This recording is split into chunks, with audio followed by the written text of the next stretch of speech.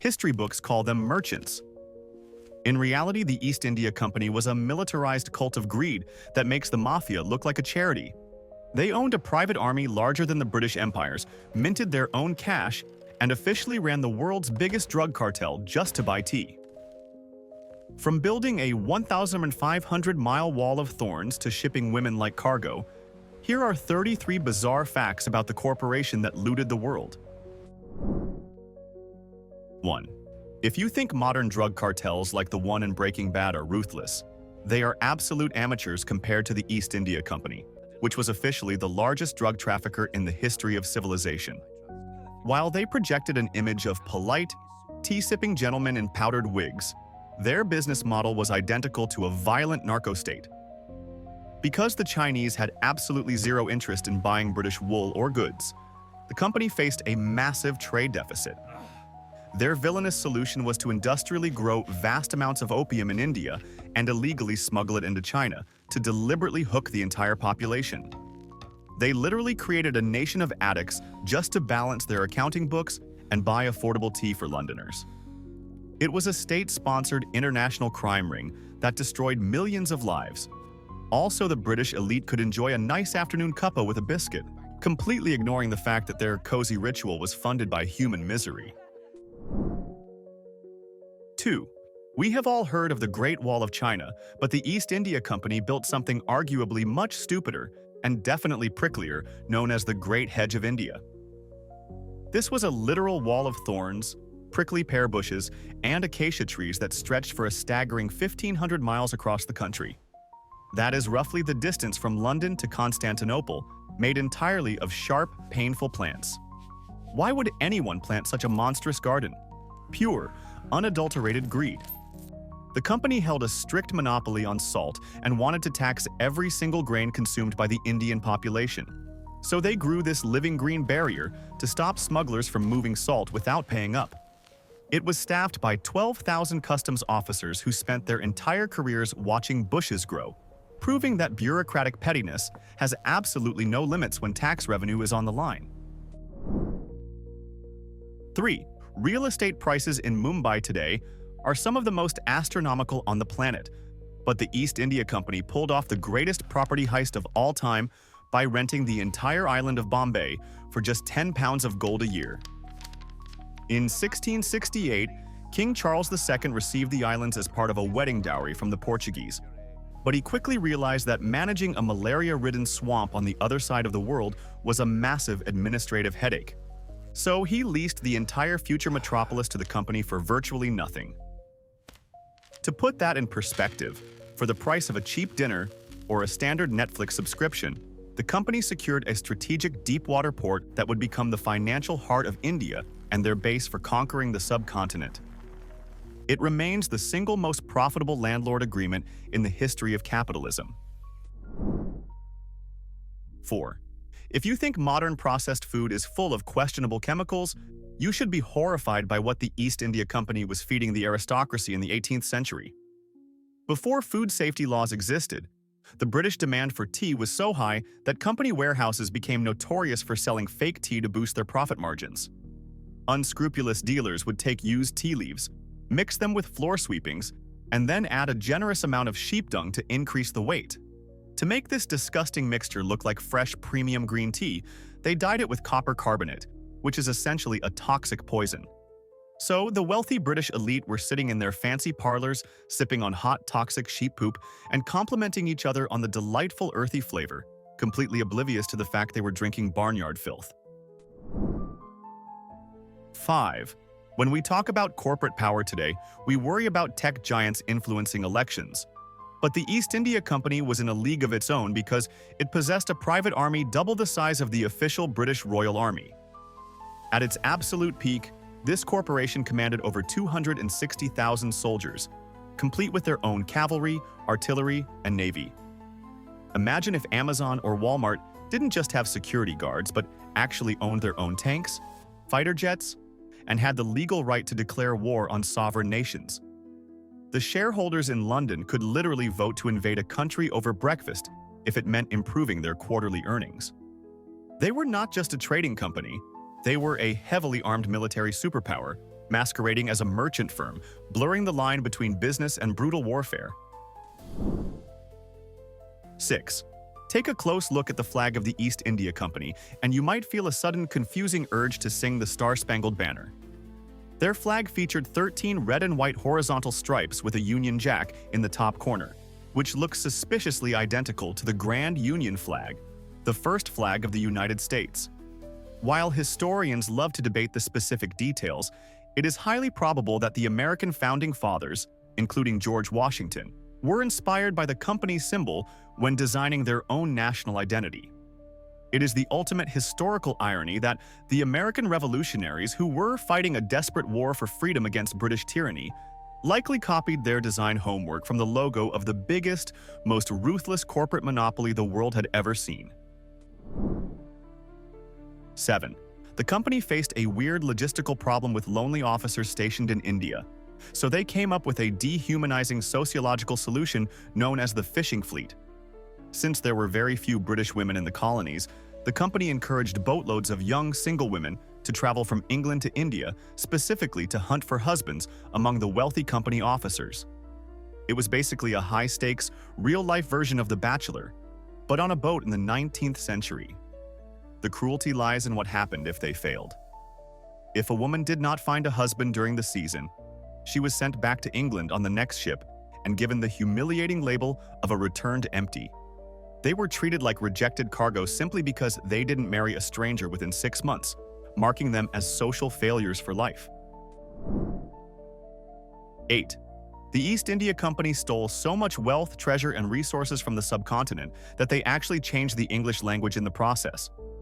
The word loot did not exist in the English dictionary before the 18th century. It comes directly from the Hindi and Urdu word loot, which means to plunder, sack, or steal. The company officers were so obsessed with grabbing jewelry, gold, and art from Indian palaces that they brought the word home with them to describe their ill-gotten gains. It is incredibly fitting that a corporation built on aggressive acquisition and theft gave us the universal word for stealing stuff. Every time you hear a gamer talk about loot boxes or looting a village, they are unknowingly referencing the dark legacy of British corporate greed from 200 years ago. 9. Robert Clive is usually remembered as the ruthless mastermind behind British India, but the entire empire almost ended before it began because of a cheap, faulty pistol. As a deeply depressed young clerk stuck in a boring desk job in Madras, Clive tried to commit suicide not once but twice on the same afternoon. He put a loaded pistol to his head and pulled the trigger, but the gun inexplicably jammed. Confused, he checked the mechanism, saw it was primed perfectly, put it back to his temple and pulled the trigger again, only for it to jam a second time. When he fired it out the window a moment later to test it, the gun worked perfectly. Instead of taking this as a sign to seek therapy or buy a better gun, Clive decided he was practically immortal and destined for greatness by the universe. He went on to become a sociopathic conqueror, proving that a manufacturing defect changed the fate of millions of people. 10. You might enjoy a refreshing gin and tonic on a Friday night, but this classic cocktail was actually invented by the East India Company as a disgusting medical necessity for survival. British soldiers in India were dropping like flies from malaria, and the only known cure at the time was quinine, a powder derived from the bark of the cinchona tree that tasted absolutely vile, so bitter that it would make grown men vomit. To get the stubborn troops to actually drink their life-saving medicine without gagging, the officers started mixing the powder with sugar, lime, water, and their daily ration of gin to mask the awful flavor. So, the G&T was literally created as a pharmaceutical delivery system to keep the army alive. It is the only time in history where getting day drunk was officially prescribed by doctors as a responsible health and safety measure against tropical disease. 11.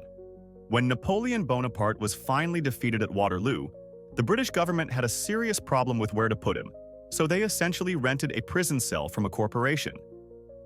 Napoleon was exiled to St. Helena, a tiny, desolate rock in the middle of the Atlantic Ocean, which was actually the private property of the East India Company. The company was responsible for supplying the island, managing the logistics, and technically acting as the jailers for the most dangerous man in Europe. It is a bizarre historical reality that the former Emperor of France, who once lived in the golden palaces of Versailles and ruled nearly all of Europe, spent his final miserable years living as a tenant on corporate real estate, effectively being guarded by glorified Amazon delivery drivers with muskets who were constantly worried about their quarterly security budget. 12. We are used to modern companies having strict HR policies, but the East India Company had its own sovereign laws that superseded actual nations. Despite just being a group of London merchants, they minted their own currency stamped with the company crest, established their own supreme courts to judge locals, and had the legal authority to execute people. They even granted passports to travelers, effectively acting as a border control agency.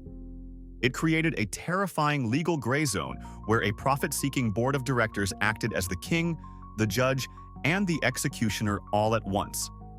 If you committed a crime in their territory, you weren't judged by the impartial laws of England or India, but by the corporate bylaws of a business, meaning your life or death depended entirely on whether hanging you was good for the shareholders' profits. 13. The British are famous for refusing to adapt to local weather, but the East India Company took this to a suicidal level with their ridiculous military dress code. Despite operating in the scorching, humid tropical heat of India, where temperatures regularly hit 40 degrees Celsius, the company insisted that their soldiers wear the traditional heavy red wool coats designed for European winters. The logic was purely about branding and looking proper rather than survival. Soldiers would frequently pass out from heat stroke, foam at the mouth, or die of dehydration during long marches because their commanders thought it was more important to look smart in wool than to stay alive in cotton. It is the perfect example of corporate stubbornness, where they literally cooked their own employees to death inside their uniforms just to maintain a consistent brand image. 14. For a company run by staunch Christians who publicly looked down on pagan religions, the East India Company had absolutely no moral compass when it came to making money from them. For years, the company officially took over the management of the famous Jagannath Temple in Puri, not to destroy it or convert people, but to act as profitable church wardens. They organized the religious festivals, maintained the idol of the Hindu god, and aggressively collected the pilgrim tax from worshippers. It reached a point of total absurdity where British Christian officers were essentially working as paid temple administrators for a Hindu deity, ensuring the rituals ran on time.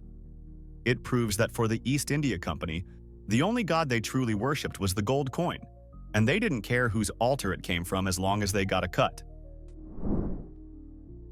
15. Americans are taught that the Boston Tea Party was a rebellion against the king's taxes, but it was actually a violent protest against a corporate bailout of the East India Company. The company was on the verge of bankruptcy because they had millions of pounds of unsold tea rotting in their London warehouses due to mismanagement. To save them, the British government passed the Tea Act, allowing the company to dump this surplus tea on the American colonies at a bargain price, undercutting local merchants and smugglers. So, when the Sons of Liberty threw those crates into the harbor, they weren't just fighting taxation without representation. They were destroying the inventory of a failing monopoly that had been given a special government handout. The American Revolution was basically sparked by a rejected corporate liquidation sale that threatened local small businesses. 16. Robert Clive was a controversial figure who died young, but his pet tortoise, Adwaita, turned out to be the ultimate historical survivor. Clive captured the Aldabra giant tortoise in the Seychelles and kept it as a pet in his garden in India around 1757. While the East India Company rose to absolute power, looted a continent, caused massive famines, collapsed, and eventually dissolved, Adwaita just kept eating lettuce in the garden. This tortoise allegedly lived for around 250 years, finally passing away in a Kolkata zoo in the year 2006. That means this single animal was alive before the American Revolution, lived through 2 world wars, and survived long enough to see the invention of the internet, outliving the entire British Empire by several human generations. 17. During the First Opium War, the Chinese military was initially confident because they had centuries of naval experience. But the East India Company unveiled a secret weapon that changed warfare forever: the Nemesis, It was the first British ocean-going iron warship, and when it arrived in China, it was like an alien spaceship landing in medieval times. The Chinese junk ships were made of wood and dependent on the wind, while the Nemesis was made of metal, powered by steam, and didn't care about the weather. It literally ran over the Chinese boats, crushing them like matchsticks, and blew the rest out of the water with heavy cannons. It wasn't a battle, it was a massacre. This was the terrifying moment the company proved that industrial technology could bully an entire ancient civilization into submission just to force them to buy illegal drugs. 18. When you think of Yale University, you probably think of Ivy League prestige, smart people, and secret societies. But the university is actually named after Elihu Yale, a man who made his massive fortune as a corrupt official for the East India Company. Yale started as a low-level clerk but eventually worked his way up to become the governor of Madras, where he engaged in illegal private trading and arguably profited from the slave trade to line his own pockets. He was so notoriously corrupt that he was eventually fired by the company. However, he took his blood money back to the West and donated a bunch of books and goods to a struggling college in Connecticut. They were so desperate for cash they named the school after him. So, one of America's most prestigious universities was effectively funded by the stolen loot of a colonial crook. 19. Modern corporations get a lot of hate for caring only about shareholders, but the East India Company invented that mindset and took it to a sociopathic extreme. No matter what was happening in India, whether it was a devastating war, a plague, or a famine killing millions of people, the directors in London had one single obsession: the annual dividend.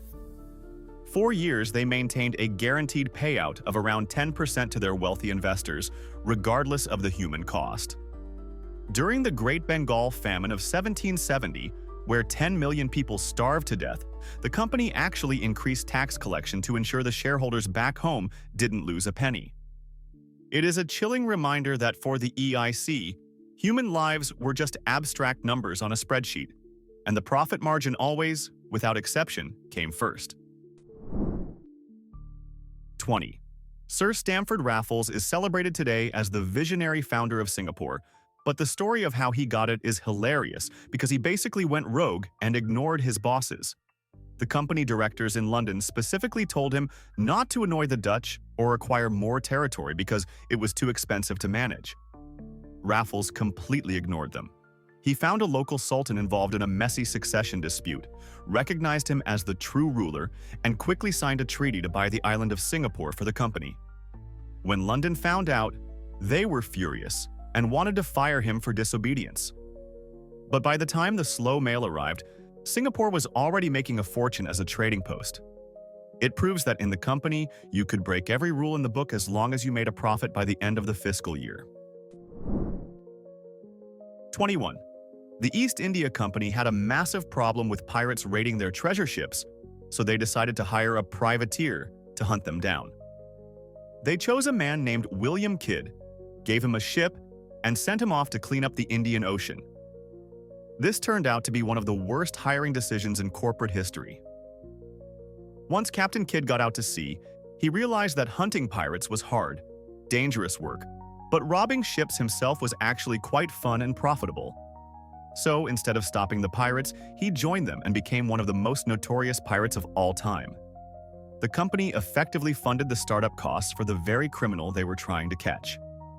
It would be like the FBI hiring a bank robber to guard a vault, and then acting surprised when the vault ends up empty. 22. You would assume that a British organization in the 1800s would be obsessed with spreading Christianity, but for a long time, the East India Company strictly banned missionaries from entering their territory. This wasn't because they were tolerant or open-minded, it was purely because they were terrified that angry priests trying to convert Hindus and Muslims would cause riots and hurt their bottom line.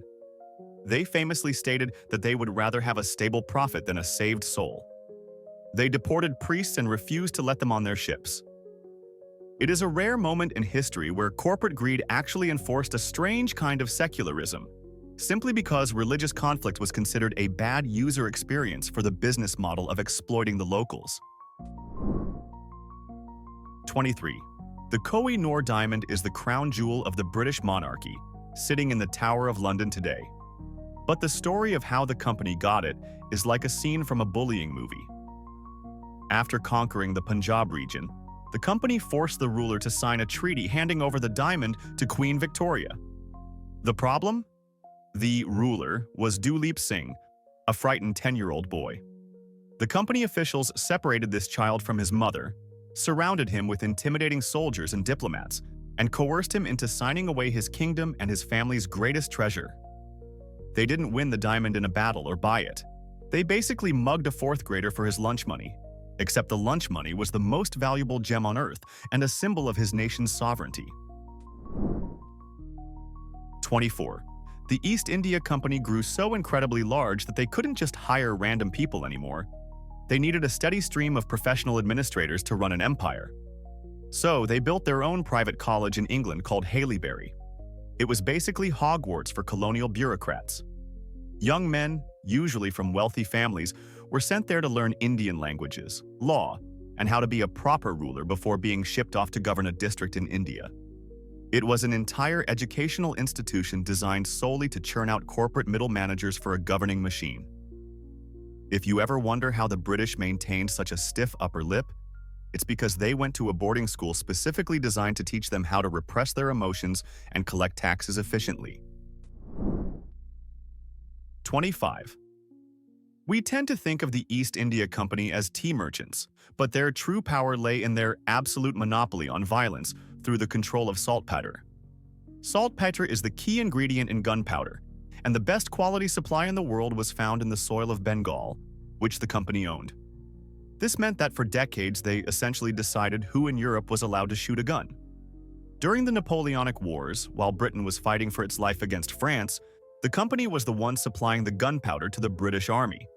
At a nice profit, of course. They had such a stranglehold on the market that European kings and generals had to stay on good terms with a board of corporate directors in London just to ensure their armies didn't run out of ammo in the middle of a battle. 26. The company was so dominant that they didn't just control the land, they effectively decided what time it was. Before standard time zones existed, every city had its own local time based on the sun. But to coordinate their massive railway network and military logistics across the subcontinent, the company established Madras time based on their observatory in the city of Madras. For decades, this corporate clock was the official time for the railway system, meaning that millions of people were living their lives according to a schedule set by a trading firm. It is a level of control that modern tech companies can only dream of. Imagine if Google or Apple simply decided to shift the world's clocks by 30 minutes to make their shipping logistics slightly more efficient, and everyone just had to accept it. 27. The East India Company didn't just buy products, they engaged in the world's most audacious corporate espionage to steal them. The most famous example is tea. For centuries, China held the secret of tea production and refused to sell the seeds. So, the company hired a botanist named Robert Fortune to go undercover. He shaved his head, wore a fake ponytail, dressed in Chinese robes, and infiltrated the forbidden tea regions of China. He literally stole thousands of tea plants and seeds, smuggling them out to India to start the company's own plantations in the Himalayas. It was the 19th century equivalent of stealing the secret formula for Coca-Cola, except they stole an entire agricultural industry and destroyed China's economy in the process, all to avoid paying market price. 28. If you think modern nepotism is annoying, the East India Company was the ultimate old boys club where meritocracy went to die. For most of its history, you could not simply apply for a job or send in a resume. To become a cadet or a writer for the company, you had to be personally nominated by one of the 24 directors. This meant the entire administration of India was run by the nephews, useless sons, and drinking buddies of the men in charge back in London. It created a bizarrely incestuous corporate culture where incompetence was often overlooked because the guy destroying the local economy happened to be the director's godson. It was a system built entirely on who you knew, ensuring that the empire was managed by a closed circle of privileged elites. 29. One of the most cynical legal tricks the company ever invented was the doctrine of lapse. which was basically a board game rule designed to steal kingdoms. The policy stated that if an Indian ruler died without a natural-born biological heir, his kingdom would not pass to an adopted son, which was the standard custom in India, but would instead lapse and automatically become the property of the East India Company. It was a loophole that allowed them to annex huge, wealthy territories simply by waiting for a king to die childless. They grabbed states like Jhansi and Satara this way, infuriating the local population. It would be like a bank seizing your house when you die, just because you adopted your children instead of birthing them. 30. It is ironic that the technology that connected the world, the telegraph, was actually the weapon that killed the East India Company. For 2 centuries, the company directors loved the fact that communication with India took months. It meant the Governor-General in Calcutta could effectively do whatever he wanted, start wars, annex land, ignore orders, and by the time London found out, it was too late to stop him. But once the telegraph cable was laid, the British government in London could send instant instructions and demand immediate updates. The tyranny of distance vanished. The government realized they didn't need a middleman anymore, and the company lost its greatest asset, the ability to operate in the shadows without immediate oversight from the politicians back home. 31. When the British government finally dissolved the company in 1858 and took over India directly, they assumed everyone would be happy. But the company's European soldiers staged a bizarre white mutiny. These were European mercenaries who had signed contracts to fight for the company, not the Queen. When they were told they were being automatically transferred to the British Royal Army, they were furious. They felt like office furniture being moved to a new building without their consent. They demanded a choice: give us a discharge bonus and a free ticket home, or we refuse to serve. It was a surreal moment where the white occupiers mutinied against their own government because of a contract dispute, proving that their loyalty was strictly to the paycheck, not the nation. 32. Even after the East India Company was stripped of its army, its territory, and its power in 1858, it refused to die like a normal business. It continued to exist as a zombie corporation for another 16 years, purely to manage the payout of dividends to its shareholders. The British government, and by extension the taxpayers of India, were forced to keep paying these wealthy investors their annual profits until 1874. Imagine a company that went out of business, lost all its stores, and fired all its employees, but the government kept sending checks to the owners for almost 2 decades just to keep them happy. It was the ultimate too-big-to-fail bailout, ensuring the investors got paid long after the company had ceased to serve any actual purpose. 33. The story of the East India Company has the single most satisfying twist ending in corporate history, serving as the ultimate poetic justice. After centuries of looting India, subjugating its people, and stealing its wealth, the dormant brand name was eventually bought by an Indian businessman named Sanjeev Mehta in 2005. That is right. The corporation that once owned India is now owned by an Indian. Mehta reinvented the ruthless colonial monopoly as a luxury lifestyle brand that sells premium tea, chocolates, and fine foods. Today, the profits from the company that invented the Raj now flow into the pockets of a man from Mumbai. It is the historical equivalent of playing the ultimate Uno reverse card, proving that while empires rise and fall, the market always wins. And sometimes the oppressed end up buying the landlord's house to sell tea back to him. We just listed 33 crimes against humanity masquerading as a business plan. And honestly, we barely scratched the surface. The company's history is so dense with corruption that I guarantee I missed something even darker. So I am challenging you. What is the single worst, most evil thing this company did that didn't make my list? Prove me wrong in the comments below. Subscribe if you hate corporate monopolies, and I'll see you in the next one.